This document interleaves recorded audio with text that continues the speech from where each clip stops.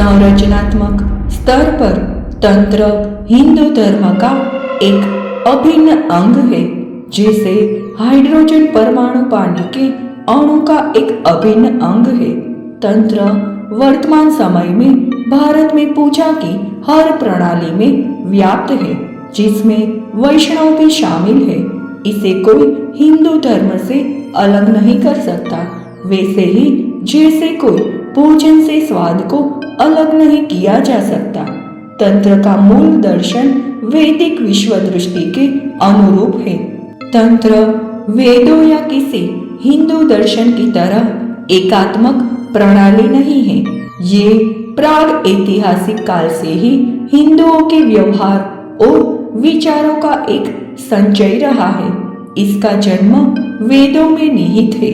इसका विकास उपनिषदों, इतिहास, पुराणों और स्मृतियों के माध्यम से हुआ और बौद्ध धर्म, विभिन्न लघु हिंदू संप्रदाय और विदेशी प्रभावों द्वारा भी इसका सतत उत्थान ही होता रहा है। तंत्र द्वारा इस प्रकार ऊर्जित सामर्थ्य और लचीलेपन के कारण इसे भारत के हर घर और मंदिर में प्रवेश मिला है और इसने हर उस प्रदेश में जहां भारतीय विचार पहुंचे वैभवशाली स्थान प्राप्त किया।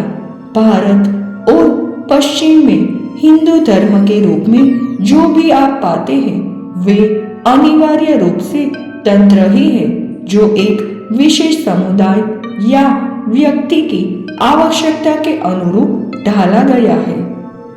यहाँ ध्यान देने योग्य एक महत्वपूर्ण बात यह है कि पूजा जो आम घरों और मंदिरों में होने वाली उपासना की विधि है, उनके मूल और विकास में तंत्र ही है। दूसरी ओर यज्ञ वैदिक तत्व मीमांसा में निहित एक शुद्ध वैदिक निर्माण है।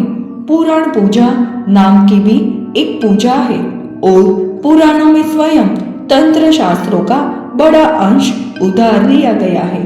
ये स्पष्ट है कि तंत्र को एक अलग श्रेणी में 19वीं शताब्दी में पेश किया गया था, क्योंकि वे वेदों से अलग किंतु तत्व मीमांसा का ही एक भाग रहे।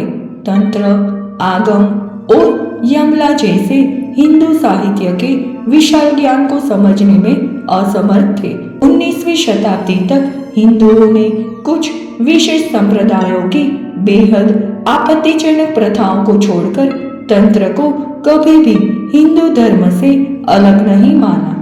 तंत्र इतना व्यापक था कि इसे एक विशिष्ट प्रणाली के रूप में नहीं माना जाता था।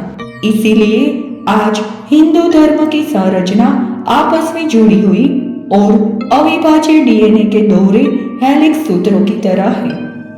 वैदिक सूत्र का संबंध उन प्रथाओं और रीति रिवाजों से है जिनका उद्गम पूर्व भारत के पुरोहित धर्म से हुआ और जो पूरे भारतवर्ष में विविध सामाजिक सांस्कृतिक विषयों को स्वयं में आत्मसात करते हुए फैला। तांत्रिक सूत्र का संबंध उन प्राचीन प्रथाओं और रीति रिवाजों से है जो पशुपति शिव और अखिल भारतीय देवी पंथों के साथ शुद्ध वैदिक विषयों के संलयन से बड़े थे।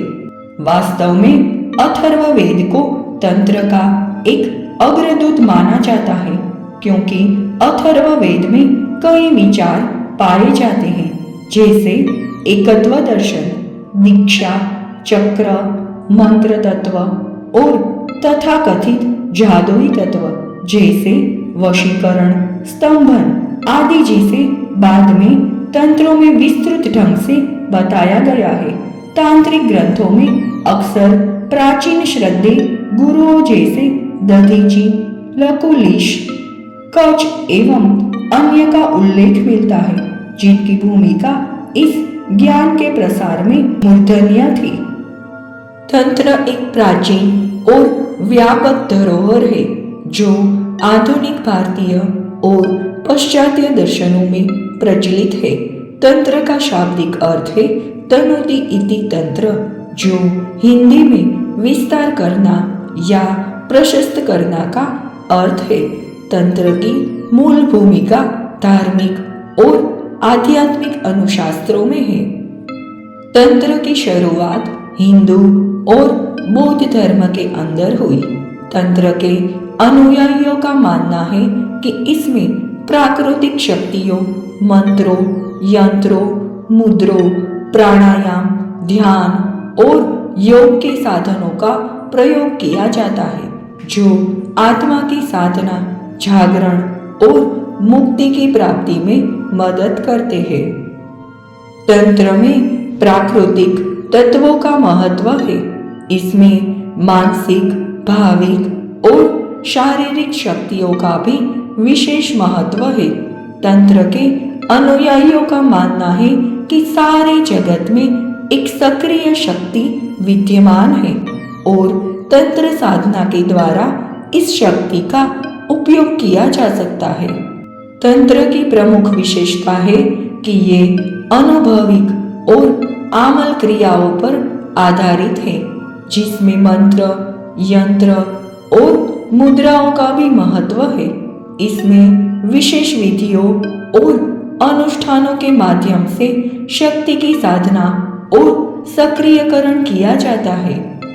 तंत्र एक विषय है जिसका सही समझना और व्यावहारिक उपयोग करना गंभीर और समर्पित अध्ययन और प्रशिक्षण का अभ्यास मांगता है। इसका व्यावहारिक प्रयोग भक्ति, ध्यान और आध्यात्मिक उन्नति के लक्ष्य से किया जाता है। तंत्र के विभिन्न विधानों में मंत्र शास्त्र, यंत्र शास्त्र, कौल, वाम, दक्षिण और वामाचार तंत्र आदि शामिल है। महात्मा बुद्ध के समय से लेकर आज तक तंत्र को विभिन्न शाखाएं और परंपराओं ने विकसित किया है। तंत्र के कुछ अंग मानसिक शक्ति, चक्र, कुंडलिनी और योग साधना को अभिव्यक्ति देते हैं। ये महत्वपूर्ण है कि तंत्र का सही अर्थ समझा जाए और व्यावहारिक उपयोग किया जाए। तंत्र की सही समझ और ज्ञान के साथ ही इसका व्यवहार किया जाना चाहिए, क्योंकि तंत्र के गलत उपयोग से धार्मिक, सामाजिक और व्यक्तिगत असंतोष का कारण बन सकता है। तंत्र साधना के कई प्रकार होते हैं। यहाँ कुछ मुख्य तंत्र साधना के प्रकार दिए जा रहे हैं। पहला, मंत्र साधना। मंत्र साधना में व्यक्ति विशेष मंत्र का उच्चारण या मंत्रमाला के माध्यम से जप करता है ताकि उसे आध्यात्मिक और मानसिक उन्नति मिल सके। यंत्र साधना, इसमें विशेष यंत्रों का उपयोग किया जाता है जो विशेष चिन्ह, रेखाएं और ज्यामिति से युक्त होते हैं। यंत्रों के मध्य से उच्च स्टार की ऊर्जा को आकर्षित कर धारण किया जाता है। ये साधना उचित दृष्टि, समृद्धि और आनंद को बढ़ाने के लिए की जाती है। तांत्रिक ध्यान। तांत्रिक ध्यान से साधना, ध्यान और मेघा के विकास की जाती है। इसमें व्यक्ति उच्च स्टार के चित्र, शांति और आत्मा साक्षात्कार को प्राप्त करने के लिए ध्यान करता है। ये साधना मानसिक शक्ति और आंतरिक शांति को विकसित करने का मध्य है। कौल तंत्र, इसमें शराब, मांस और मांसाहारी भोजन साधारण जीवन विधि को अनुयायियों को आमंत्रित किया जाता है। ये साधना अनुभव, उत्साह और अद्वैत साधना को प्रोत्साहित करती है। दक्षिण तंत्र, ये तांत्रिक साधना का ही एक साधना है जो अनुभव, उत्साह और अद्वैत साधना को प्रोत्साहित करती है। ये तांत्रिक साधना की एक शाखा है जिसमें शक्ति पूजा, उपासना, मानसिक और शारीरिक अभियांत्रिकी तत्वों का उपयोग किया जाता है।